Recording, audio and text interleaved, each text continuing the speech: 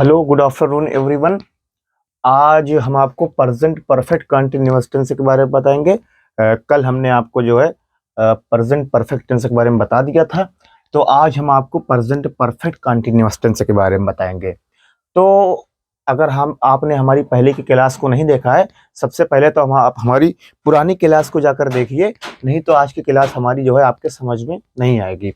तो present perfect continuous tense जो होता है, इसकी पहचान जो होती है वो हमारा कि जिन वाक्यों के अंत में रहा है, रही है, रहे हैं, यानी कि जैसे जो हमारी जो है प्रेजेंट कंटिन्यूअस टेंस में जो था कि जिन वाक्यों के अंत में रहा है, रही है, रहे हैं, बिल्कुल उसी प्रकार से जो हमारा प्रेजेंट परफेक्ट कंटिन्यूअस टेंस की जो है वो पहचान होती है। मगर जो इसमें समय भी दिया रहता है, समय,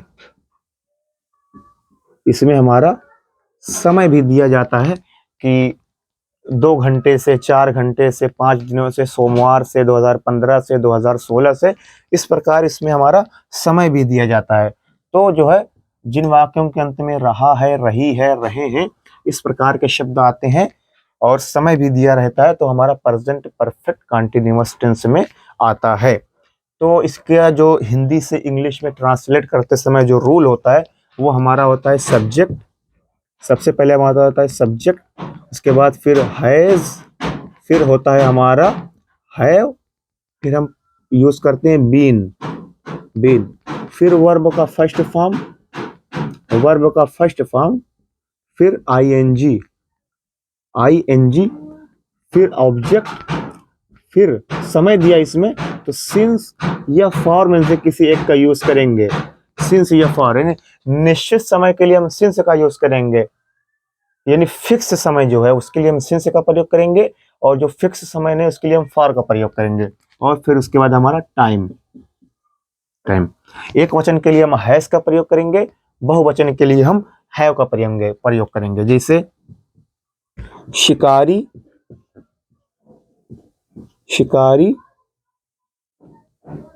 सोमवार से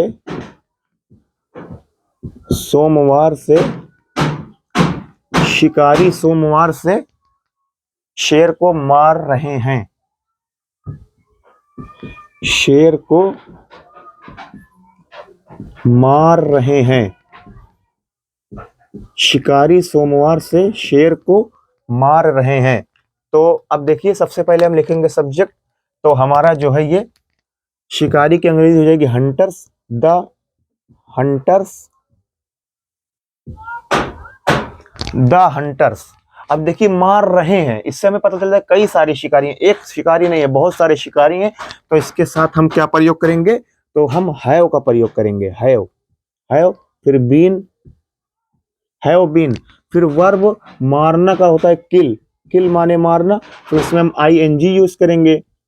हैव बीन किलिंग, किसको मार रहे हैं, लायन को, द लायन। सोमवार यानी दिन फिक्स है, तो हम सिंस का प्रयोग करेंगे, सिंस मंडे। ये हमारा जो है पूरा हो गया। तो एक वचन के साथ हम हैज का प्रयोग करेंगे और बहुवचन के साथ हम हैव का प्रयोग करेंगे, और निश्चित समय के लिए सिंस का प्रयोग करेंगे, अनिश्चित समय के लिए हम फॉर का प्रयोग करेंगे। अब देखिए हमारा जो है प्रेजेंट के टेंसेस जो है हमारे समाप्त हो गए हैं। अब हम आपको जो है इसमें एक्सरसाइज करवाएंगे कि किस प्रकार से जो है वो क्वेश्चन पूछता है, क्वेश्चन जो है एग्जाम में किस प्रकार से आते हैं। सबसे पहले देखिए रीऑर्डरिंग आता है। रीऑर्डरिंग, जैसे उसने दे दिया have eating for 1 hour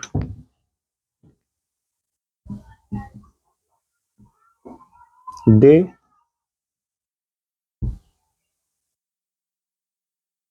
been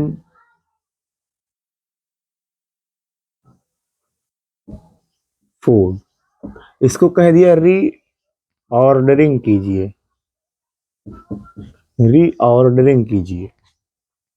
तो हमने आपको बताया था एक कॉमन रूल कि सबसे पहले हम सब्जेक्ट को लिखते हैं,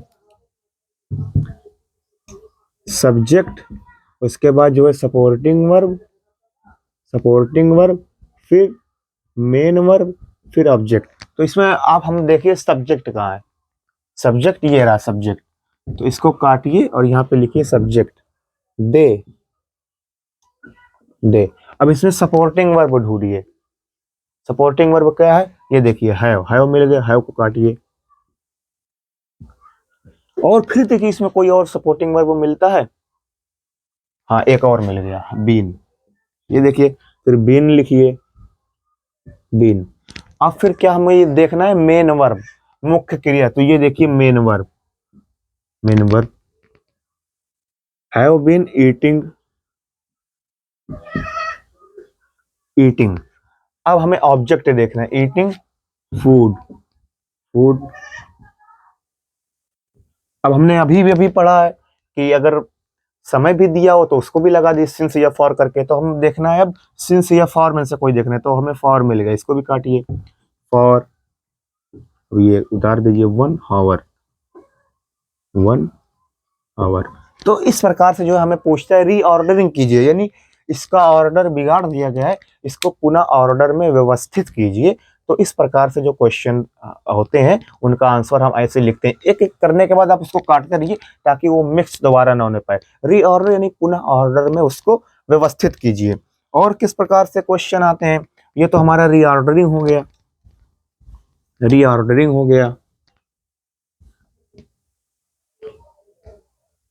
और ये दे दिया जैसे मोहन, ये दे दिया Mohan Yeats food, Mohan Yeats food, फिर इसको कह दिया इंट्रोगेटिव में चेंज कीजिए, इंटरोगेटिव चेंज इनटू इंट्रोगेटिव, ऐसे लिखा रहेगा। तो देखिए सबसे पहले आप इसकी हिंदी लिख लीजिए, मोहन ईट्स फूड, तो मोहन खाना खाता है, मोहन खाना खाता है। तो अब इसको कहता है इंट्रोगेटिव में चेंज किए, इंट्रोगेटिव यानी प्रश्नवाचक, इसको प्रश्न के रूप में बनाइए। तो इसको लिख दीजिए, क्या मोहन खाना खाता है, क्या मोहन खाना खाता है, ऐसे हो गया, क्या मोहन खाना खाता है। अभी देखिए ये हमारा प्रश्नवाचक रूप में हो गया। अब हम आप देखेंगे ता है, ती है, तो ये हमारा प्रेजेंट इंडेफिनिट टेंस में आता है।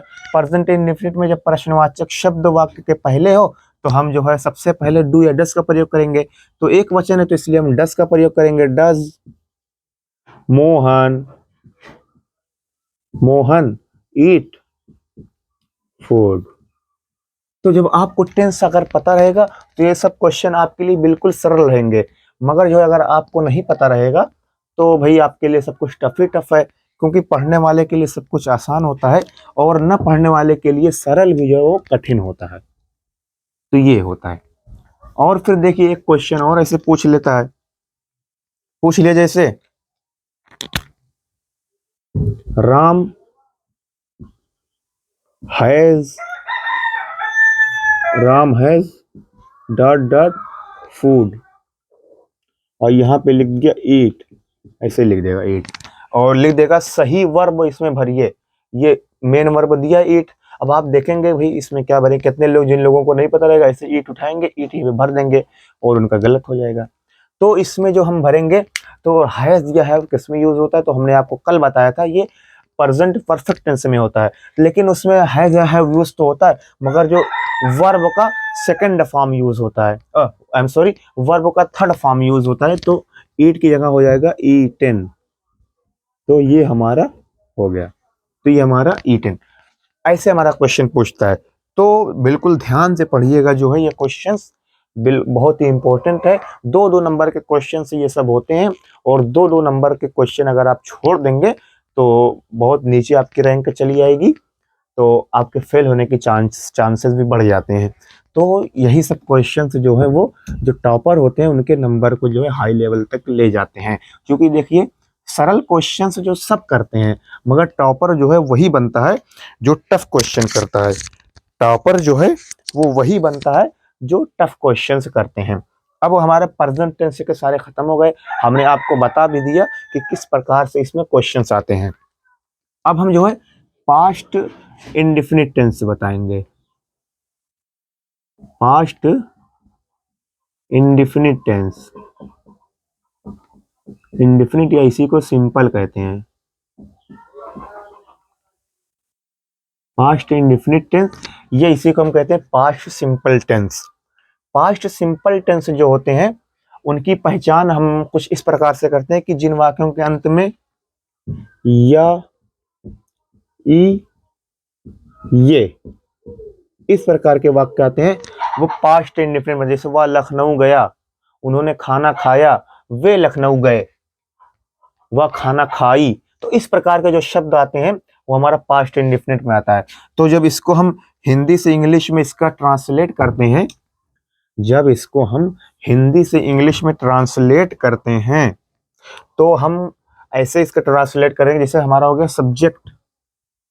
सब्जेक्ट बहुत ही ध्यान से देखिएगा, subject plus verb, plus verb, और इसमें वर्ब का सेकेंड फॉर्म यूज होता है। ये इंपॉर्टेंट है, वर्ब का सेकेंड फॉर्म प्लस ऑब्जेक्ट। और हमारा जो प्रेजेंट इंडेफिनिट था उसमें हम सब्जेक्ट यूज करते थे, सब्जेक्ट प्लस वर्ब, वर्ब के फर्स्ट फॉर्म में जो है यहाँ पे जोड़ देते थे एस या ईएस जोड़ देते थे। मगर जो यहाँ पे वर्ब का सेकेंड फॉर्म होता है, जिसे इसमें वाक्य दे दिया वे लखनऊ गए, वे लखनऊ गए। तो ये देखिए ये आखिरी में आया तो हम तुरंत जान जाएंगे ये भाई पास्ट इंडेफिनिट का, पास्ट इंडेफिनिट टेंस का वाक्य है। और इसका अनुवाद हम कैसे करेंगे, तो दे, दे, दे, वर्ब गए, गो माने जाना, मगर जो है इसमें वर्ब का सेकंड फॉर्म यूज होगा तो यहाँ पे गो नहीं होगा, यहाँ पे हम यूज करेंगे क्या, वेंट, वेंट टू लखनऊ, ये ऐसे हो गया। और ये एक वाक्य दे दिया सीता ने गाना गाया, सीता ने गाना गाया। तो ये देखिए यहाँ पे सीता, सीता गाया का सिंग होता है, मगर जो यहाँ पे वर्ब का सेकंड फॉर्म यूज होता है संग हो जाएगा, सीता संग, ए संग या द संग, ये हो गया ये। मगर जो है अब इसमें अगर इंट्रोगेटिव आ गया या निगेटिव आ गया, जैसे निगेटिव, जैसे वह खाना नहीं खाया, वह खाना नहीं खाया। तो जैसे हम प्रेजेंट इंडेफिनिट में जो है डू या डस का प्रयोग करते थे, तो यहाँ पे देखिए सेकंड फॉर्म हटा देंगे, सेकंड फॉर्म, उसमें डू या डस का प्रयोग करेंगे, इसमें हम डिड का प्रयोग करेंगे। तो आप सोचेंगे इसमें तो जो है सिंपल वाक्य में वर्ब का सेकंड फॉर्म प्रयोग करते थे, मगर जो अगर निगेटिव आ गया तो वर्ब का फर्स्ट फॉर्म प्रयोग कर रहे हैं। देखिए वर्ब का हम सेकंड फॉर्म ही प्रयोग कर रहे हैं, मगर जो उसमें डू था तो डू का सेकंड फॉर्म डिड होता है, तो इसलिए यहाँ से उठा के हम डिड में जो है डू को हम डिड कर दिए, यहाँ पे हम सेकंड फॉर्म यूज कर लिया। जैसे अब निगेटिव वाक्य आ गया तो यहाँ पे हम लिख लेंगे subject, subject plus did plus not, ये subject plus did plus not plus verb. अब वह खाना नहीं खाया तो इसका हो जाएगा ही did not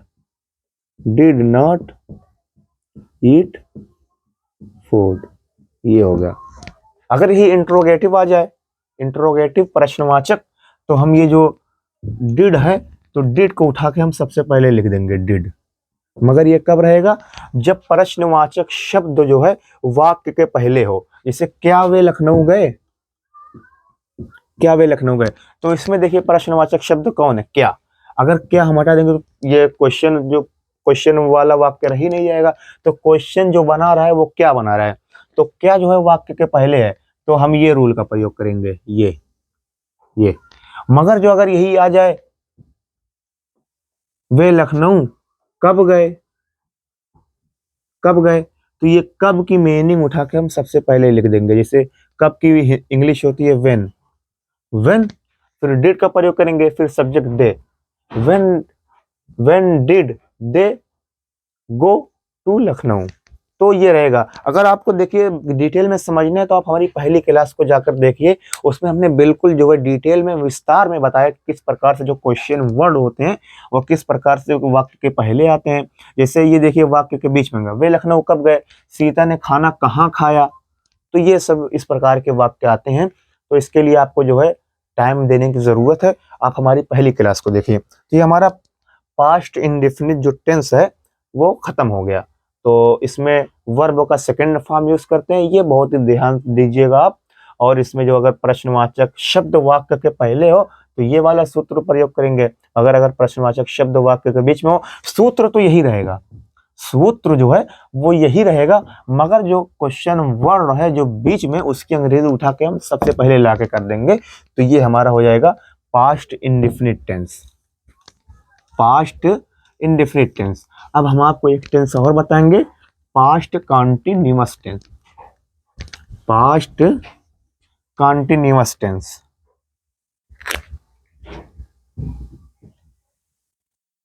past continuous tense, tense. तो जो हमारा प्रेजेंट कॉन्टिन्यूअस टेंस था उसमें जो हमारी पहचान थी वो ये थी कि जिन वाक्यों के अंत में रहा है, रही है, रहे हैं आदि शब्द आते हैं वो हमारी कहते हैं प्रेजेंट इंडेफिनिट टेंस। मगर इसमें होता है जिन वाक्यों के अंत में रहा था, रही थी, रहा था, रही थी, रहे थे, इस प्रकार के शब्द आते हैं तो हमारा पास्ट है। उसमें रहा है, रही है, रहे हैं इस प्रकार के शब्द आएंगे, मगर इसमें रहा है, रही है, रहे हैं। तो इसको जो अब जब हिंदी से इंग्लिश में ट्रांसलेट करेंगे, सबसे पहले हम लिखते हैं सब्जेक्ट, फिर हम वाज, फिर वेयर, वाज या वेयर में से कोई एक यूज करेंगे, फिर जो बिल्कुल जो प्रेजेंट इंडेफिनिट था उसी की तरह रहेगा। तो वर्ब का फर्स्ट फॉर्म, वर्ब का फर्स्ट फॉर्म, फिर इसमें आईएनजी जोड़ देंगे, फिर ऑब्जेक्ट। एक वचन के साथ वाज का प्रयोग करेंगे और बहुवचन के साथ हम वेयर का प्रयोग करेंगे। एक वचन के साथ वाज का प्रयोग करेंगे और बहुवचन के साथ हम वेयर का प्रयोग करेंगे। जिससे वह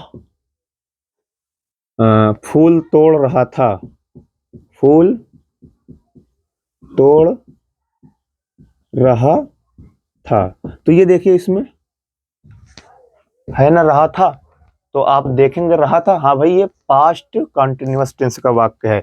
तो जो है इसमें देखिए वह फूल तोड़ रहा था, ही, एक वचन के साथ हम वाज का प्रयोग करेंगे, वाज। और पलक माने तोड़ना, पलक, आईएनजी जोड़ देंगे, पलकिंग द फ्लावर, पलकिंग द फ्लावर। तो इस प्रकार से जो हम अगर यही निगेटिव आ जाए तो इसमें हम यहाँ के नॉट का प्रयोग करेंगे। यानी निगेटिव जब आता है तो हम जो सहायक वर्ग क्रिया होती है, जैसे जहाँ है दिया है, हैड है, वाज या वेयर है, इज एम आर है, डिड है, डू है, तो इसके बाद हम नॉट का प्रयोग कर लेते हैं। तो ये आप ध्यान रखिए कि जब कभी भी वाक्य निगेटिव में आता है तो हम जो सहायक क्रियाएं होती हैं उसी के बाद हम जस्ट सहायक क्रिया सपोर्टिंग वर्ब के बाद हम नॉट का प्रयोग करते हैं। और अगर जो है क्वेश्चन वर्ड है, क्वेश्चन वाले वाक्य हैं, जैसे क्या, क्या वह फूल तोड़ रही थी, क्या वह फूल तोड़ रहा था, तो ये जो सहायक क्रिया होती है इसको हम सब्जेक्ट के पहले, जैसे सब्जेक्ट यहाँ चला जाएगा और वाज या वेयर यहाँ चला आएगा। तो ये, मगर ये कब होगा, यानी कि सपोर्टिंग वर्ब को सबसे पहले हम लाके कर देते हैं, फिर उसके बाद सब्जेक्ट वर्ब, फिर ऑब्जेक्ट। मगर अगर यही प्रश्नवाचक शब्द पिछली बार जो हमने बताया था कि जो यही वाक्य के बीच में वह फूल कब या आया कहाँ, तो इसी की अंग्रेजी हम सबसे पहले लाके उठा के रख देंगे, फिर सपोर्टिंग वर्ब रहेगा, फिर सब्जेक्ट रहेगा। तो इस प्रकार से जो है हम जो है करते हैं। यानी कि जो है अगर निगेटिव में है तो हम जो है सपोर्टिंग वर्ब या सहायक क्रिया के बाद जो है हम नॉट का प्रयोग करते हैं। मगर जो है अगर जो है प्रश्नवाचक शब्द है और भी प्रश्नवाचक शब्द वाक्य के पहले हो, वाक्य के पहले हो तो हम सहायक क्रिया को सबसे पहले लाके कर देंगे, यहाँ सहायक क्रिया plus subject plus verb plus ING. मगर अगर यही प्रश्नवाचक शब्द वाक्य के बीच में हो तो हम सबसे पहले लाके जो है प्रश्नवाचक शब्द, यानी जैसे कब, कब की अंग्रेजी होगी व्हेन, व्हेन फिर वाज या वेयर, फिर सब्जेक्ट, फिर वर्ब, फिर आईएनजी, फिर ऑब्जेक्ट। इस प्रकार से क्वेश्चन आते हैं। तो ये हमारा पास्ट कंटिन्यूअस टेंस है, तो ये खत्म हो गया। कल हम आपको कोशिश करेंगे कि सारे टेंसेस खत्म कर दें, फिर एक बढ़िया से एक्सरसाइज करवाएंगे, सभी जो टेंसेस के रिलेटेड जो क्वेश्चंस आते हैं वो करवाएंगे। फिर उसके बाद हम आपको एक्टिव पैसिव करवाएंगे और नरेशन करवाएंगे, और बिल्कुल जो आपके एग्जाम में जाने से पहले आपको प्रिपेयर कर देंगे कि आप कोई भी ऐसा क्वेश्चन अगर आ जाए एग्जाम में तो आप उसको छोड़ के ना आए बल्कि करके आए। क्योंकि देखिए, टॉपर वही बनता है जो टफ क्वेश्चन करता है, सरल क्वेश्चन तो सब कर लेते हैं। तो इसी एक वाक्य जो हमने बोला इसको आप अपने ध्यान में रखिएगा। इसी के साथ हम आज की क्लास को समाप्त करते हैं। आप हमारी क्लास को अगर पसंद करते हैं तो वीडियो को शेयर, लाइक और चैनल को सब्सक्राइब जरूर कीजिएगा।